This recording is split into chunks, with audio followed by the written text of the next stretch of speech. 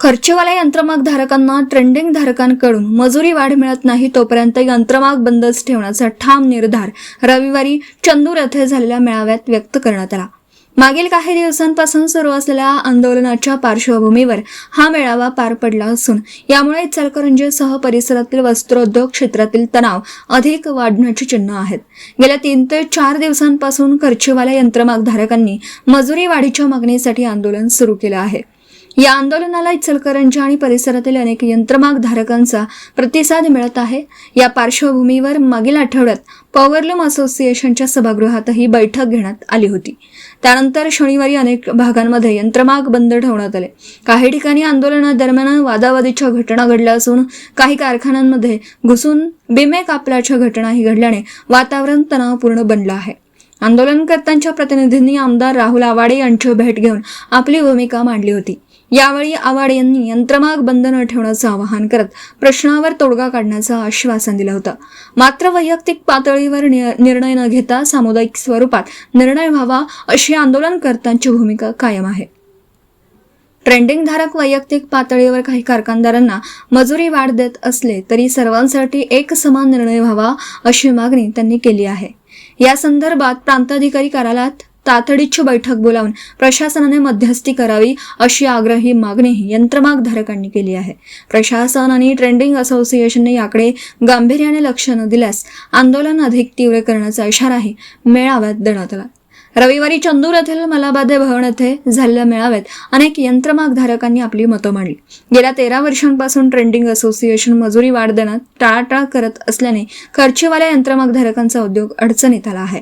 वाढती वीज दर, कामगार खर्च आणि इतर उत्पादन खर्चामुळे उद्योग आर्थिक संकटात सापडला असल्याची भावना उपस्थितांनी व्यक्त केली। मेळाव्यात पुंडलिक भाऊ जाधव, नंदकुमार लोखंडे, शहाजी भोसले आदींनी मार्गदर्शन केलं। मजुरी वाढ मिळाल्याशिवाय आंदोलन मागे घेणार नाही अशी ठाम भूमिका मेळाव्यातून जाहीर करण्यात आली।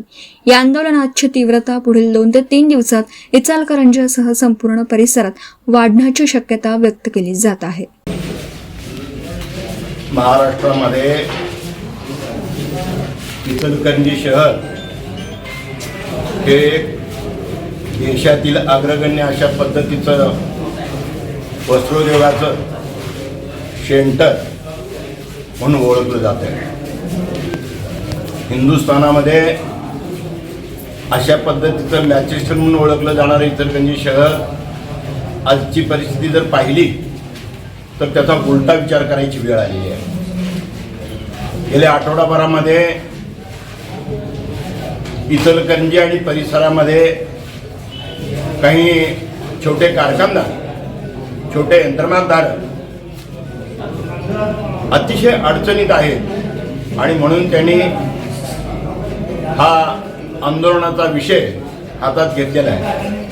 आंदोलनाचं स्वरूप खरं म्हणजे सामान्य माणसाचा यंत्रमागाचा व्यवसाय हा ऑक्सिजन आहे आणि या परिस्थितीमध्ये वस्त्रोद्योग अडचणीत असताना आज महाराष्ट्रामध्ये, देशामध्ये आणि जगभरातलं वातावरण बघितल्यानंतर मंदीचं वातावरण आहे, खरंच आहे। परंतु वस्त्रोद्योगाचा विषय आणि शेतीचा विषय हा सगळ्यांना पोचणारा विषय आहे आणि म्हणून अडचणीनुसार, परिस्थितीनुसार ज्यावेळी लोक रस्त्यावर येतात त्यावेळी त्यांना न्याय देणं हे शासनाचं काम असते। आजच्या परिस्थितीला इचलकरंजीमध्ये छोटा यंत्रमागधारक जो आहे तो अशाच पद्धतीनं रस्त्यावर आलाय आणि गेल्या आठवडाभरामध्ये त्याची परिस्थिती अतिशय भीषण झालेली आहे। त्या परिस्थिती समोर जायची त्याची अडचण झालेली आहे। तर 1 मिनिट मी थांबू काय? ही परिस्थिती अत्यंत बिकट आणि हलाखीची झालेली आहे। अशातच गेल्या 15 वर्षामध्ये या व्यवसायामध्ये कुणीही या व्यवसायातल्या एका लीडरनी किंवा लोकप्रतिनिधींनी बिलकुल लक्ष घातलेलं नाही आणि लक्ष घातलं नसल्यामुळं या धंद्याची अतिशय अडचण होऊन बसलेली आहे आणि त्यासाठी म्हणून या सगळ्या यंत्रमागधारकांनी गेल्या आठवडाभरामध्ये रस्त्यावर येऊन प्रसंगी व्यवसाय बंद करून शासनाला, संबंधित अधिकाऱ्यांना, लोकप्रतिनिधींना हात जोडून विनंती करायचं काम करायला लागले. आम्ही सर्वजण आंदोलन करणारे कार्यकर्ते या यंत्रमागधारकांना धीर देण्याचं काम करायला लागलोय आणि त्याचबरोबर हा विषय सोडवायचा कसा याही कामकाजाचा विचार करायला लागलोय. आज इचलकरंजीमधले आमदार आणि इचलकरंजीचे खासदार यांनी त्वरित याच्यामध्ये लक्ष घालणं आणि या परिस्थितीवर मात करण्यासाठी संबंधितांना एकत्र घेऊन तोडगा काढणं आणि या मंडळींना न्याय देणं अत्यंत गरजेचं वाटतंय.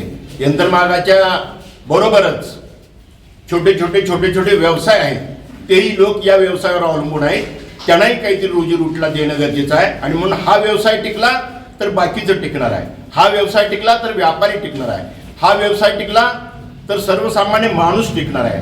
आणि म्हणून इचलकरंजीचा हा जो उद्योग आहे, हा उद्योग अतिशय चांगल्या पद्धतीचा अनेक वर्षाचा इतिहास आहे. या उद्योगाला हे यशस्वी करण्यासाठी सर्वांनी मदत करावी अशा पद्धतीची आम्ही सगळे आंदोलक रस्त्यावर येऊन विनंती करायला लागलोय.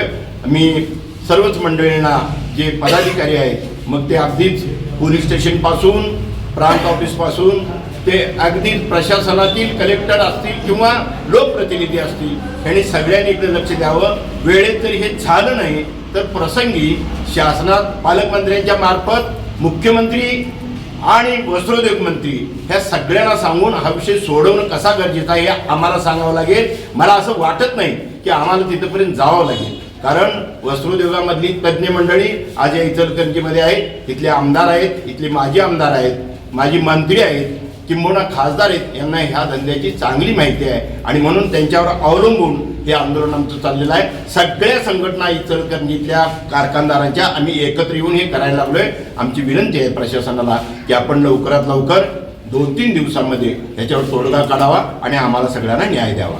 जय हिंद, जय महाराष्ट्र.